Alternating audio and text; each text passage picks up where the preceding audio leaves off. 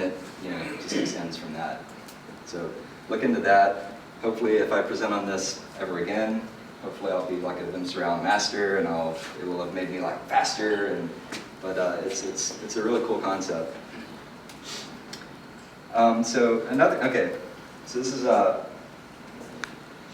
this is really cool. T-Slime.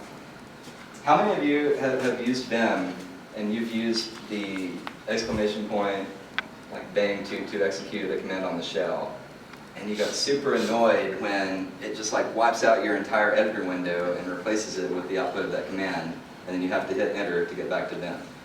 To me, I can show you what happens there. This is the way that it's typically done. If I want to get a listing of the directory that I'm in currently from within Vim, I would do :!ls. All right, so I ran my command, but it took me out of my editor. I don't want that. So an alternative, there is a tool, a plugin for Vim called T-Slime, which will run commands. It will send commands from Vim to another tmux pane or window. And this is the way that I've been kind of trying to play with. This is all experimental. But T-Slime was not written by me. I've extended it with several macros. The ones that I'm going to show you are mostly Git related. Git status, Git blame. For example, if I wanted to know who edited this line last, I can use the command git blame to do that. Now I could open up a terminal and I could run the command. I could point it to the file. I could point it to the line that I want to know about. It's a lot of work. Or I could type leader TV for git blame, and I get it down here. Huh.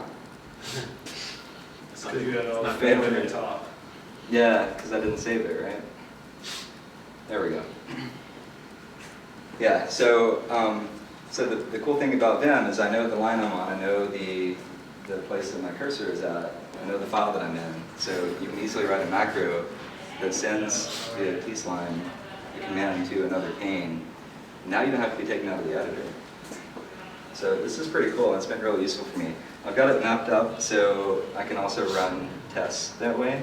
If I want to run the test for this Django project, I can do leader T and get the test results down there. I obviously can't see everything, so I can do leader plus to expand that window and take me down here automatically. I can use tmux commands then to resize that pane back, or I can just go back up to Vim and do leader minus. This has been really, really helpful for me. I've just wired this stuff up in the past couple of weeks. And the possibilities are really endless. I don't know exactly what I want to do with it yet, but I would encourage you all to play around with this tool, because especially if you're already using Vim, because it's super cool, and there are so many applications for it. I find myself typically, before I discovered this, I would always take myself to another terminal window, run my commands, without the context that I wanted to have within the editor. And now you can write macros to take care of all that. It's nice. Most of the other editors are multi-threaded. Vim is not. This gives us a way to kind of get past that. So it's pretty cool.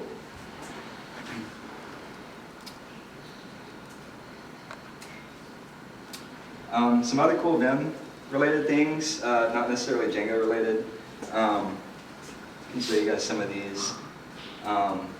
My favorite is probably Control P. It's another very, very useful Vim plugin. Control P, I've got it mapped to leader F, oddly enough.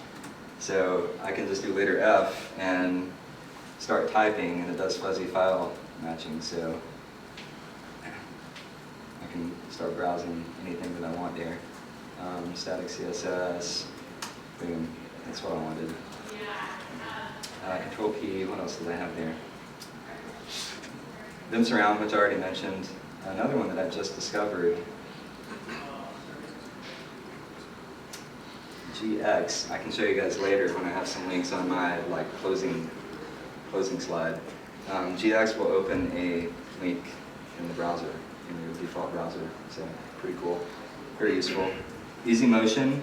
If you have a long file, you're trying to find some text, which I would encourage you not to have really long monstrosities of files, but I can do leader W, and it brings up this weird kind of mapping.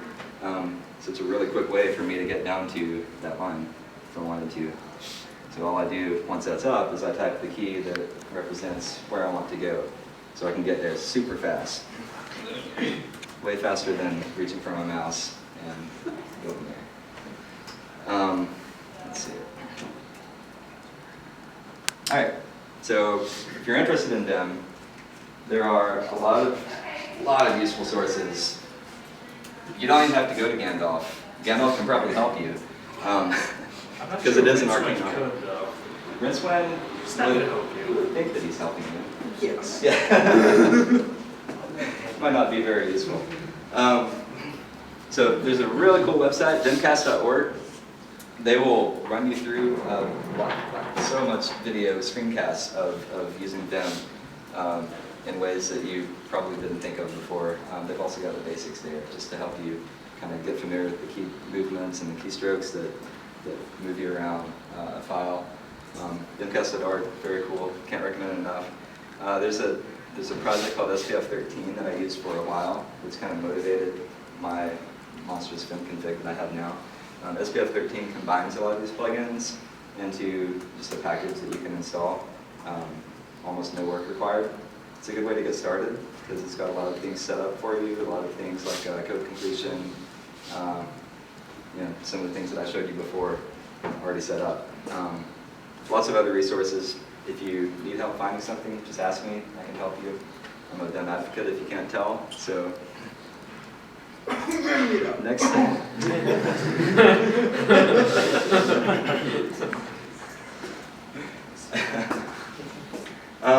So I'll be there. Next steps.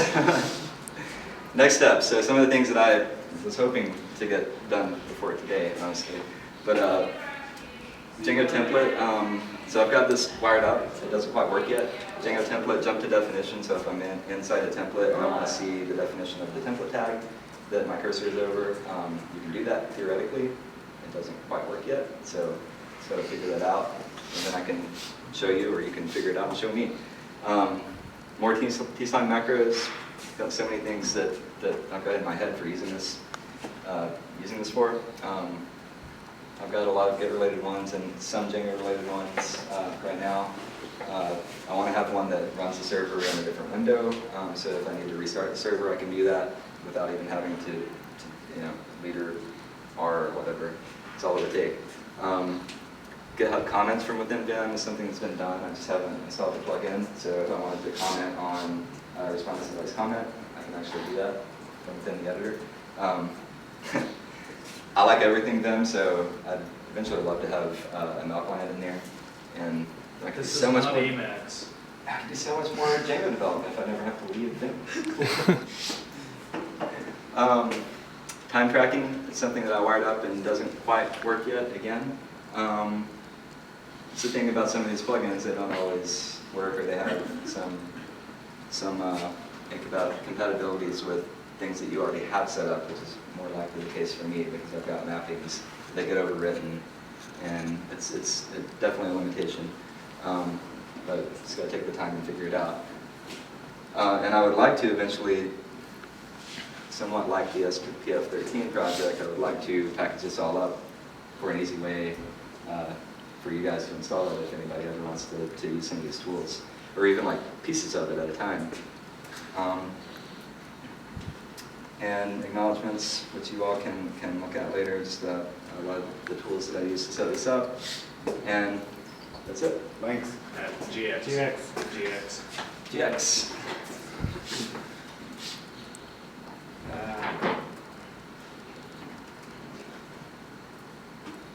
Celerity.com. And I forgot I was going to let Drew say some words about Celerity. So after questions, I can let you come up, and then we'll get started with Tim's going to talk about a tool that he wrote called Instantly. And So for now, any Vim questions, Django Vim related things, stuff? All right, thank you all.